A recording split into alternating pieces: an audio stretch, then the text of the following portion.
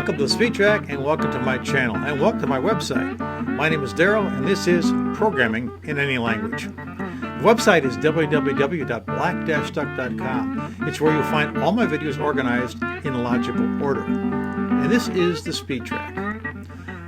The Speed Track is a series of short videos designed to get you to create a meaningful application very quickly. Right now it's time for a quick look at methods. By now you are quite familiar with adding code to button click events.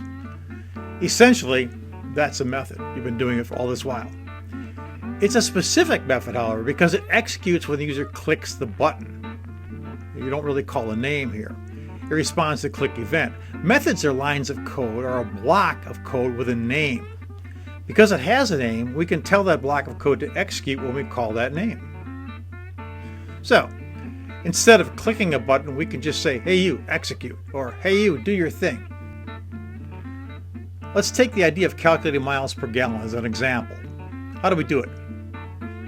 Well, if we've been driving for 100 miles and we've used 5 gallons of gas, we could call a routine that would divide our 100 miles by 5 gallons and give us 20 miles per gallon.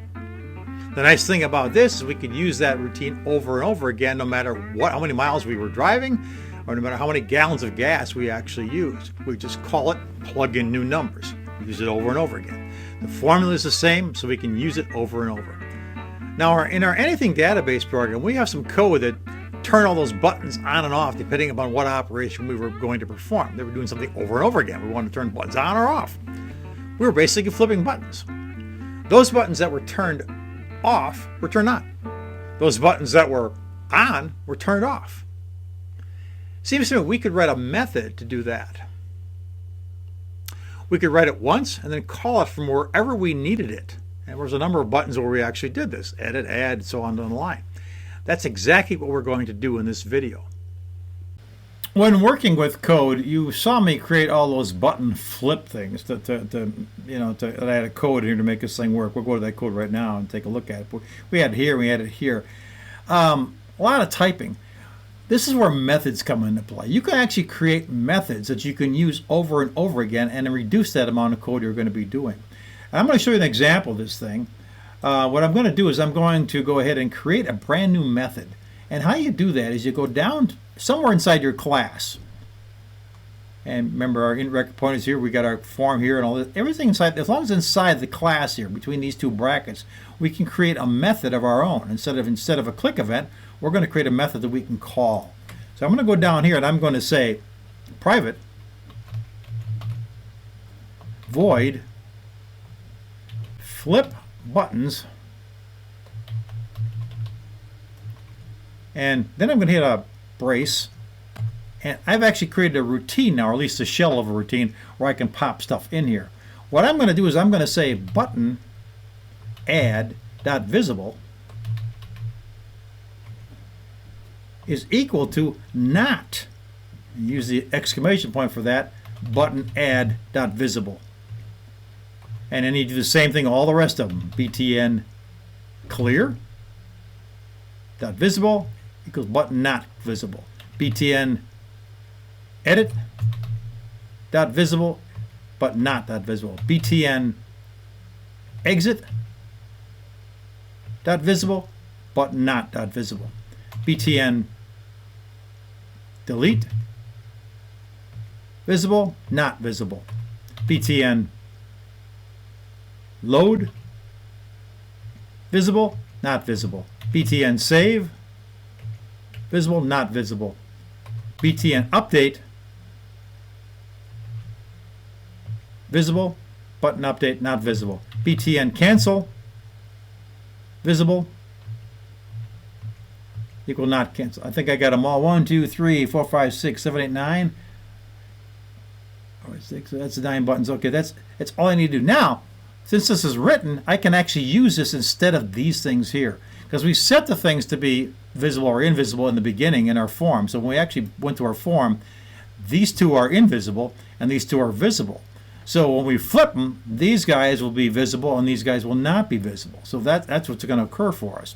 So we can go into here right now, and we can go in here and use this flip button routine. So what I'm going to do right here is I'm going to say right here, I'm going to say flip buttons. And I'm going to do it like that. Then I'm going to take these guys and get rid of them. Don't need them anymore. So I'm reducing my code by only using the flip button routine. Now I can do the same thing here.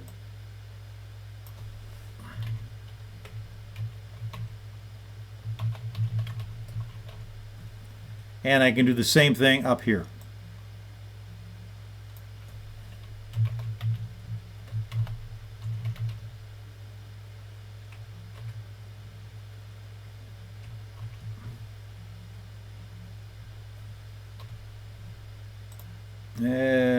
Flip buttons.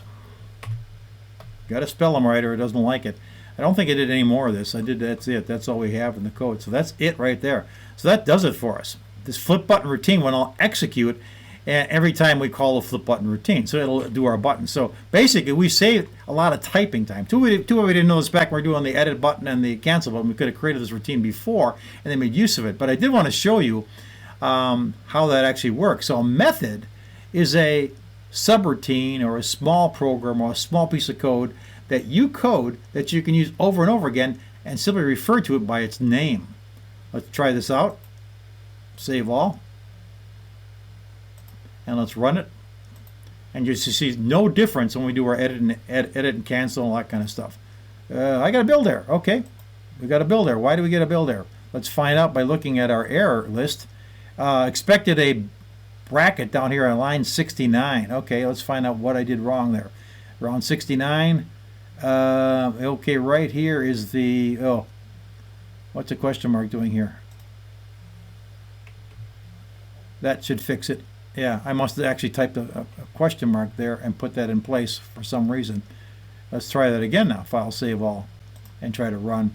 It's good to see that this thing helps you by giving you that error list. Our error is gone now, as you can see, so I can close that off and get rid of it.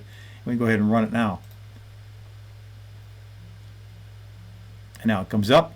Nothing's in the database. Our coffee beans go in. Our bread goes in. Our milk goes in. And our orange juice goes in.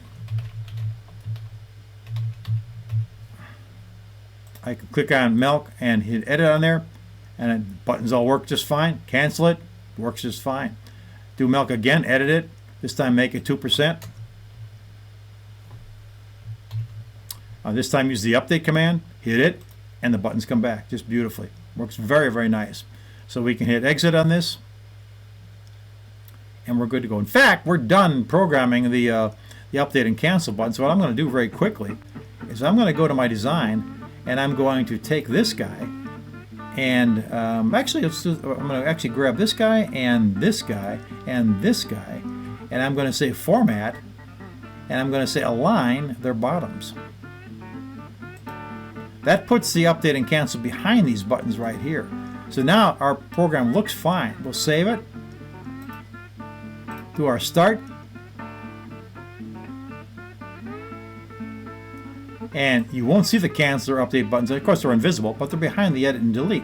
So if we do our bread and our milk, and then do an edit on the milk, as soon as we do that, we end up with the update and cancel right here.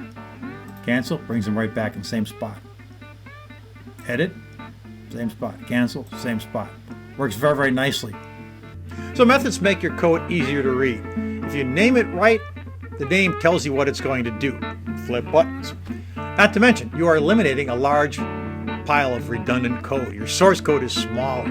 If you add any more buttons to the form, you only need to change the code in one place. All those buttons will use the same code. As you work through the more advanced sections of my website, you'll find that methods are a very, very important part of programming and very powerful as well. Okay, let's take a deep breath, relax a bit, and come back and take on saving all this data we've entered. Our next step will be the save button. So I'll see you next time. Thanks for watching. If you get a chance, please subscribe. We'll see you in the next video. Take care.